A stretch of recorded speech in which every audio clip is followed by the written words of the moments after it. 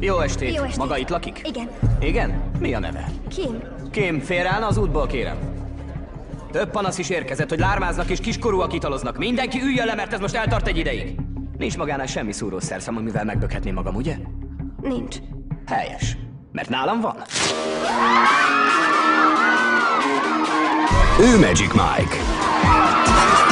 Ők pedig a becses megrendelői. Az én vállalkozásomban készpénzzel bonyolítjuk az üzletet. Mike-nak van pénze. Ó, futószekere. Igen. Nagy tapsot kérek a páratlan és híres!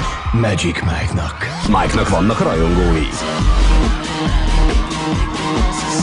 Te vagy az a férj, aki nekik sose jutott.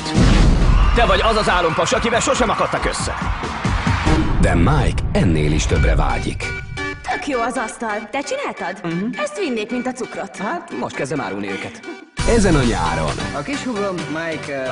Igazán helyes darab. Kösz, Mike. Hogy ismerted meg a tesó? Vállalkozó vagyok, és van pár üzletem a városban. Te ráhagytasz a húgomra? Oké, jót dumáltunk. Vállalkozó, aki vetkőzik, vagy vetkőző vállalkozó? Egyik sem. Reméltem, hogy ez az egész csak vicc. Hát ez elég vicces. Csak próbálok rájönni, miért a striptease nyert. Csajok, lóvé és szórakozás. Próbálj megfeledkezni azokról, akik nappal élnek. A nem vámpírokról. Hé, most veszekszünk? Ez az első vitánk.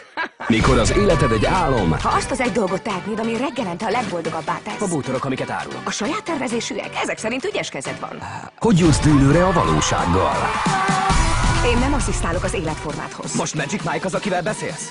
Az életformám nem én vagyok. Mondd, te hiszed is azt, amit beszélsz? A főszerepben Channing Tatum, Alex Pettyfer, Cody Horn, Olivia Munn és Matthew McConaughey. Ugyan a törvény kimondja, hogy hozzájuk érni tilos. Azért elég sok törvényszegőt látok itt ma este. Ejha, de sok $1. Vannak ötösök is közte. Az más. Igen. 20-as nincs? Ne akar tudni, mit várnak el egy 20-asért. Magic Mike. Na, eljössz este a műsorra? Nem. Tényleg nem jössz el? Nem. De hisz előbb mondtad, hogy tetszett. Ez nem jelenti azt, hogy Én újra ezt nem. megnézem. Hamarosan a mozikban.